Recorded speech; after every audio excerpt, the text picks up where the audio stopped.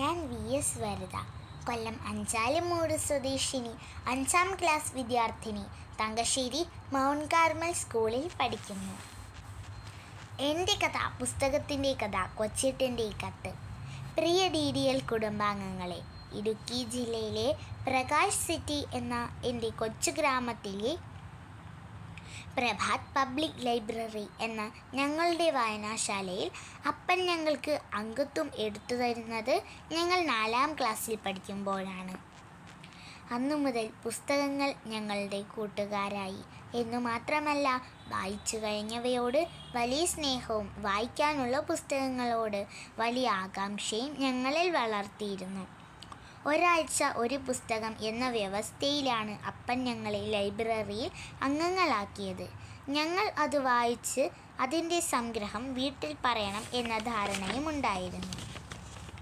അച്ചാച്ചൻ എന്ന് ഞങ്ങൾ വിളിക്കുന്ന അപ്പന് ഏറെ ഇഷ്ടം യാത്രാ വിവരണങ്ങളും ചിന്താഭാരമുള്ള നോവലുകളുമായിരുന്നു. അച്ചാച്ചൻ്റെ അംഗത്വം കൂടി ചേർന്നപ്പോൾ ഞങ്ങൾക്ക് ഒരാഴ്ച 4 പുസ്തകങ്ങൾ എടുക്കാം എന്ന ആഹ്ലാദവും ഉണ്ടായിരുന്നു. ഞങ്ങൾ ബാലസാഹിത്യവും ശാസ്ത്ര നോവലുകളും കവിതകളും നോവലുകളും വായിക്കാൻ അപ്പൻ നിരന്തരം നിർബന്ധിച്ചു. എഴുത്തുകാരുടെ പേരും അവർ എഴുതിയ മറ്റു കൃതികളും അച്ചാച്ചൻ ചോദിച്ചിരുന്നു. ബഷീറിൻ്റെ ബാല്യകാലസഖിയും അന്തിനാട് ജോസിൻ്റെ ബാബുമോനും ലളിതാംബിക അന്തർജനത്തിൻ്റെ മാണിക്യനുമെല്ലാം വായിച്ച് ഞങ്ങൾ വിങ്ങി വിതുമ്പിക്കരഞ്ഞ് എത്ര ദിനാന്തങ്ങൾ. വേളൂർ കൃഷ്ണൻകുട്ടി, തോമസ് പാല തുടങ്ങിയവരുടെ ഹാസ്യഗ്രന്ഥങ്ങൾ വായിച്ച് ചിരിച്ചു മറിഞ്ഞ് രസിച്ചതും എല്ലാം ഇന്നലത്തെ പോലെ ഓർക്കുന്നു. എന്നാൽ മുതിർന്നപ്പോൾ ഞങ്ങളൊരു കാര്യം തിരിച്ചറിഞ്ഞു. ലൈബ്രറിയിൽ നിന്നും ഞങ്ങൾക്ക് കഥാപുസ്തകങ്ങൾ എടുത്തു തന്നിരുന്ന ഞങ്ങളുടെ പ്രിയ പിതാവ്, ഞങ്ങളുടെ അച്ചാച്ചൻ ഒരു ഒന്നാന്തരം കഥാപുസ്തകമാണ് എന്ന്. അപ്പൻ എടുത്തു തരുന്ന കഥാപുസ്തകം വായിക്കുന്നതോടൊപ്പം അപ്പൻ എന്ന കഥാപുസ്തകത്തെയും ഞങ്ങൾ വായിക്കണം എന്ന് ബാല്യത്തിൽ അപ്പൻ ഞങ്ങൾക്ക് ബാലസാഹിത്യമായിരുന്നു. മല്ലനും മാധവനും കുരങ്ങനും മുതലയും പോലുള്ള രസിപ്പിക്കുന്ന കഥയായിരുന്നു അപ്പൻ. കൗമാരത്തിൽ ശരിയായ തീരുമാനങ്ങൾ തെറ്റാതെ എടുക്കാൻ നിർബന്ധിക്കുന്ന ഞങ്ങളുടെ കുറ്റങ്ങളും കുറവുകളും കള്ളത്തരങ്ങളുമെല്ലാം കണ്ടുപിടിക്കുന്ന അദ്ഭുത ശക്തിയുള്ള ഫാൻറ്റവും മാൻഡ്രേക്കും, ഡിറ്റക്റ്റീവ് മഹേഷും CID പുഷ്പരാജുമൊക്കെയായിരുന്നു ഞങ്ങളുടെ അപ്പൻ. ഞങ്ങളുടെ എല്ലാ തട്ടിപ്പും വെട്ടിപ്പും കണ്ടുപിടിക്കുന്ന സൂപ്പർമാൻ.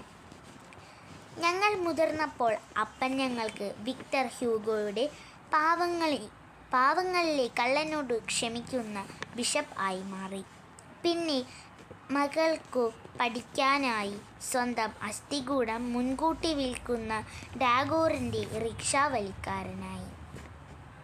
ഇന്ന് അപ്പനെ വായിക്കുമ്പോൾ അപ്പൻ ഞങ്ങൾക്ക് ആരെങ്കിലും എഴുതിയ കഥയല്ല, ഞങ്ങളുടെ ജീവിതത്തെ രൂപപ്പെടുത്താൻ, ഞങ്ങളെ രക്ഷിക്കാൻ, ഞങ്ങളോട് ക്ഷമിക്കാൻ, ഞങ്ങളെ സ്നേഹിക്കാൻ, ഞങ്ങൾക്കായി സ്വന്തം ശരീരവും രക്തവും നിങ്ങൾക്ക് വേണ്ടി മാത്രം എന്നു മാത്രം പറയുന്ന ദൈവപുത്രനായ ക്രിസ്തുവായി ഞങ്ങളുടെ കുടുംബത്തിൻ്റെയും കുരിശുഭാരം ചുമന്ന് ഞങ്ങൾക്ക് ജീവനുണ്ടാകുവാൻ സ്വന്തം ജീവൻ അർപ്പിച്ച രക്ഷനായി.